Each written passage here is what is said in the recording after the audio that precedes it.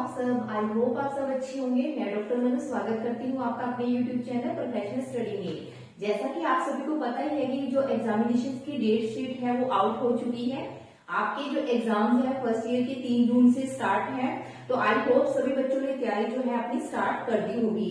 तो आज का मोस्ट ही important topic pedagogical analysis BEd first year students का, चाहे किसी भी बच्चे का कोई भी टीचिंग सब्जेक्ट हो, सबके लिए मोस्ट इम्पोर्टेंट क्वेश्चन है। ये आपको एग्जाम में देखने को जरूर मिलेगा।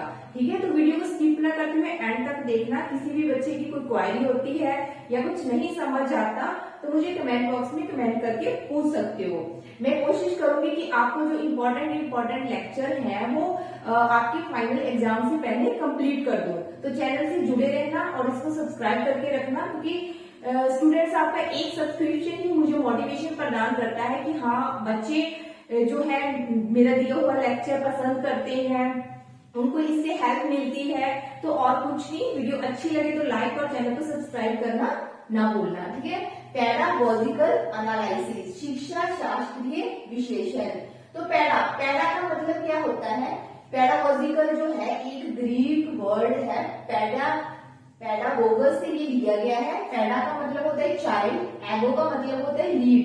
तो एक बच्चा जो लीड करता है। एनालिसिस होता है विश्लेषण। पेडागोजिकल एनालिसिस देखो हिंदी में समझाती में शिक्षा, जो शिक्षा हम लेते हैं शास्त्रीय क्या होता है कि जो साइंटिफिक मेथड। शास्त्रीय क्या है? पहले एजुकेशन कैसी होती थी? एक रट्टा एजुकेशन होती थी। बच्चे को जो काम दिया जाता था, बच्चे जो है रट्टा लगाकर उसको कर लेते थे। लेकिन आज की एजुकेशन कैसी है कि बच्चे को हर एक पॉइंट क्लियर करवाया जाता है, हर एक पॉइंट ऑफ व्यू से समझाया जाता है। बच्चे के अकॉर्डिंग ही टीचर एजुकेशन उनको देता है।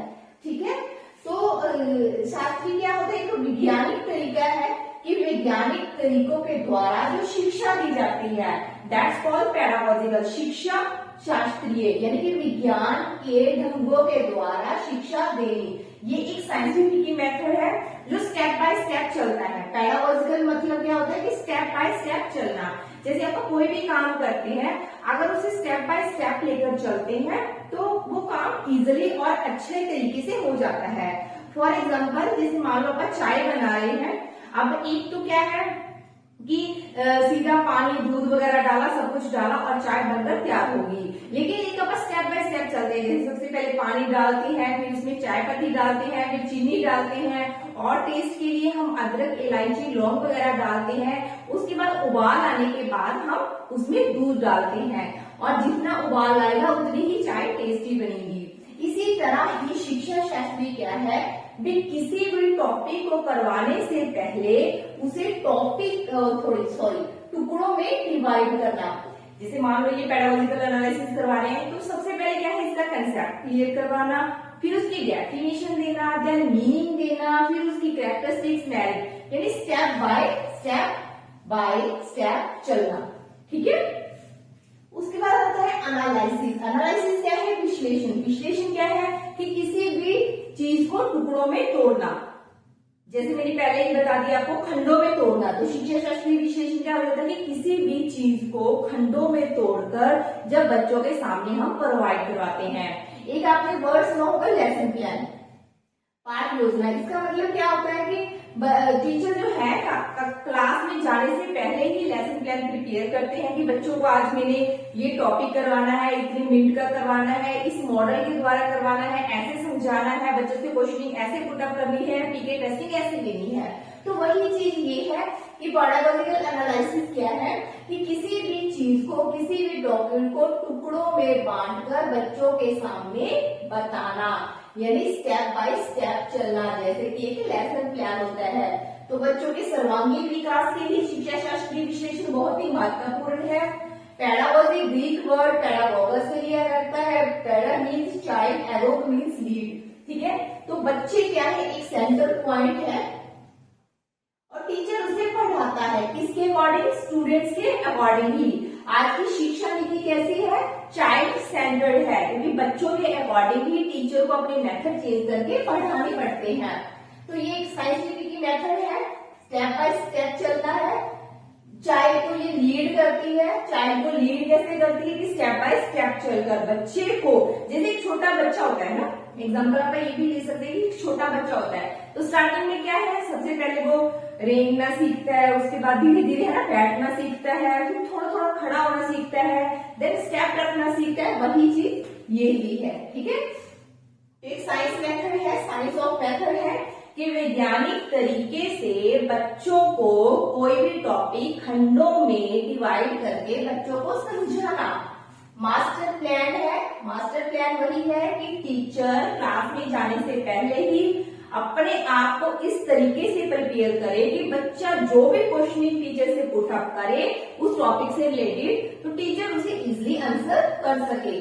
तो टॉपिक को छोटे छोटे पार्ट्स में डिवाइड करके समझाना ही पेडागोजिकल एनालिसिस है।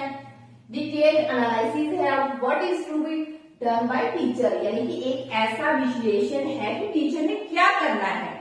क्या क्या कि कक्षा में जाने से पहले, जैसे 7th क्लास को मैं पढ़ा रही हूँ इंग्लिश, तो मान लो आज मैं नाउन का टॉपिक करवा रही हूँ, तो नाउन के बारे में मुझे सारी चीजें क्लियर होनी चाहिए, टीचर को क्लियरेंस होनी चाहिए ताकि वो बच्चों को इजीली तरीके से समझा सके। तो उसके बाद आता है इसका, देखो थोड़ा सा और समझाती हूँ। इस तरह से आप डायग्राम के रूप में भी ले सकते हैं। पेडागोजिकल एनालिसिस क्या होता है, इसको दो पार्ट्स में हम डिवाइड करते हैं, पेडागोजी प्लस एनालिसिस। तो पेडागोजी क्या है, साइंस ऑफ टीचिंग, एक वैज्ञानिक तरीका है टीचिंग करने का।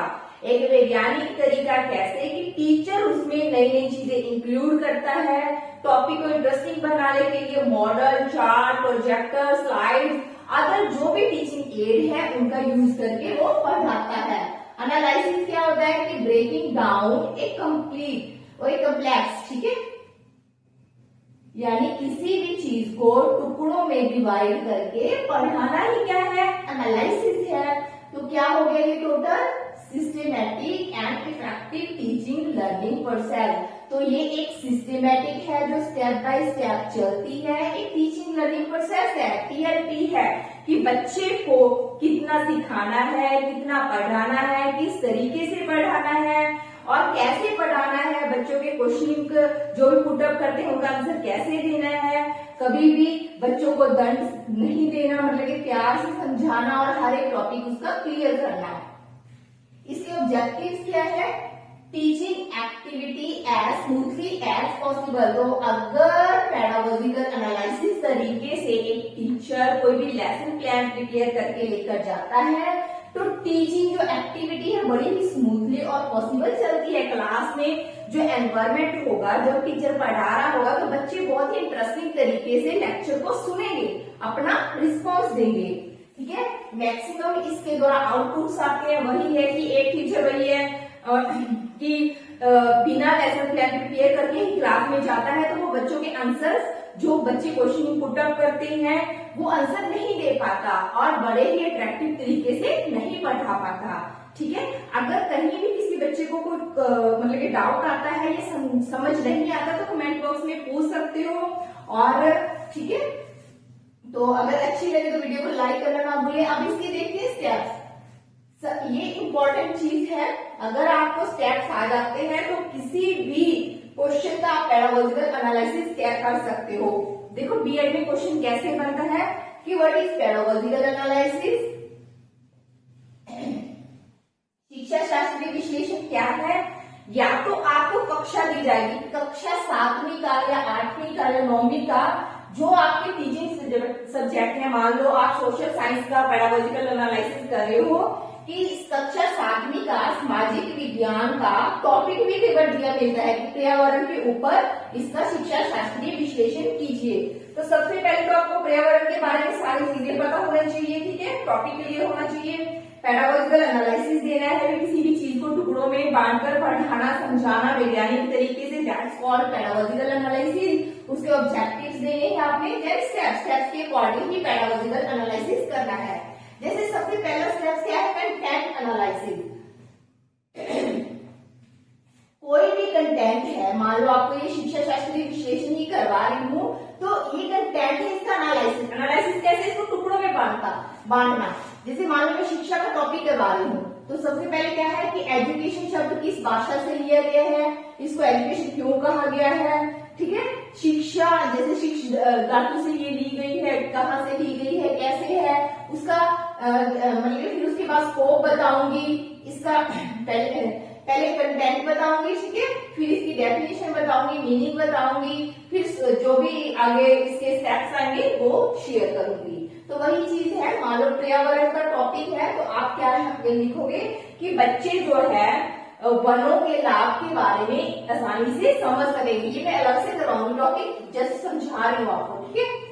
फ्रेमिंग ऑफ इंस्ट्रक्शनल ऑब्जेक्टिव, उस सबसे पहले क्या है, टीचर कक्षा में जाने से पहले टॉपिक के कंटेंट को देखता है, उसके बाद ऑब्जेक्टिव को फ्रेम करता है कि क्या क्या मेरा उद्देश्य है बच्चों को पढ़ाने का।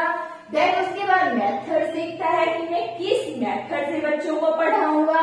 उसके बाद एप्रोप्रिएट एवेल्युएट डिवाइस देखता है कि बच्चों का मूल्यांकन लास्ट में मैंने क्वेश्चनिंग पुट अप करके करनी है, ऑब्जेक्टिव टाइप क्वेश्चन से करनी है, सब्जेक्टिव टाइप क्वेश्चन से करनी है, फिल इन द ब्लैंक्स देने हैं, जो भी है। क्लियर। सबसे पहले कंटेंट एनालिसिस करता है, देन ऑब्जेक्टिव्स को फ्रेम करता है, उसके बाद मेथड्स को अप्लाई करता है, कौन से मेथड से पढ़ाना है, देन इवैल्यूएशन टेक्निक अपनाता है। इसके लिए क्या है, मान लो आपका सामाजिक विज्ञान का एक टॉपिक आ गया कि वनों का शिक्षा शास्त्रीय विश्लेषण कीजिए, तो सबसे पहले है क्या है, आपने सब टॉपिक लेना है वन का, जैसे मान लो वनों के लाभ के बारे में लिख रहे हो आप। फिर कंटेंट को डिवाइड करना है सब यूनिट्स में, वन के जैसे अलग अलग टाइप्स हो जाते हैं कि वन कहाँ से आते हैं, इसके कितने टाइप्स हैं, इसके क्या बेनिफिट्स हैं, इसको अगर हम वनों को काट लेते हैं तो क्या इसका नुकसान हो सकता है, डीमेरिट्स क्या है, ठीक है। साइज क्या है, कंटेंट को हमने पार्ट्स में डिवाइड कर लेना है, यानी फ्रेम कर लेना है। उसके बाद ब्रीफली राइट करना है कि बच्चों की बच्चे वनों के लाभ के बारे में जान सकेंगे, बच्चों को वनों से लाभ के बारे में अच्छी तरह से जानकारी प्राप्त हो सकेगी। प्रीवियस नॉलेज रिक्वायर्ड फॉर सब यूनिट, सब यूनिट में आने से पहले सबसे पहले क्या है, बच्चों की पीके टेस्टिंग की जाती है।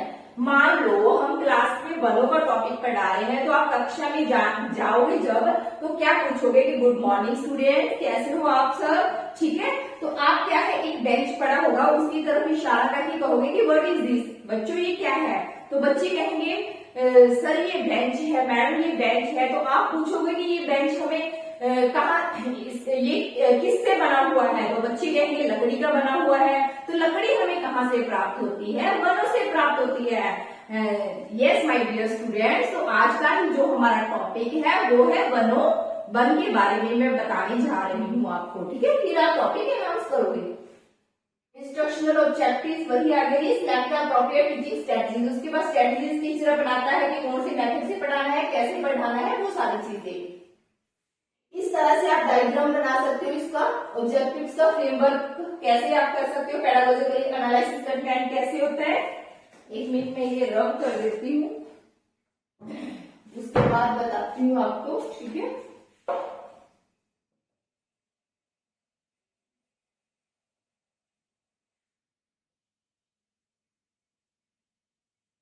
देखो, pedagogical analysis of content, content को कैसे हमने करना है।